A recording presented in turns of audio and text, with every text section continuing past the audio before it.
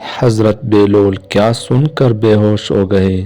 حضرت بیلول جو اللہ کے ولی تھے ایک دن کہیں سے گزر رہے تھے تو ایک بچے کو دیکھا، وہ کھڑا رو رہا تھا، دوسرے بچے اخروٹ سے کھیل رہے تھے۔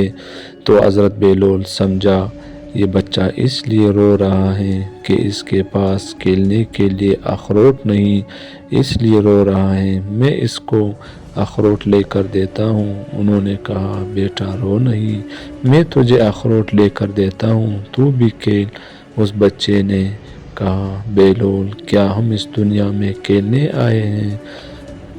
یہ سن کر بیلول تعجب میں پڑ گئے کہ یہ بچہ ایسا ذہین جواب دے گا۔ تو انہوں نے کہا اچھا پھر کیا کرنے آئے ہیں؟ بچے نے کہا اللہ تعالیٰ کی عبادت کرنے آئے ہیں۔ بیلول نے کہا بچے ابھی تو تم بہت چھوٹے ہو، تمہارے کھیلنے کودنے کے دن ہیں، ابھی تو تمہارا اس منزل میں آنے میں ابھی بہت وقت پڑا ہے۔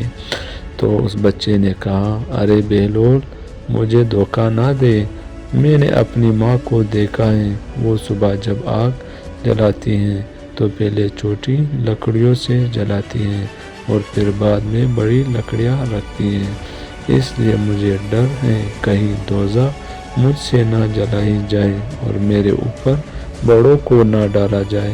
یہ سن کر بیلول بے ہوش ہو کر گر گئے۔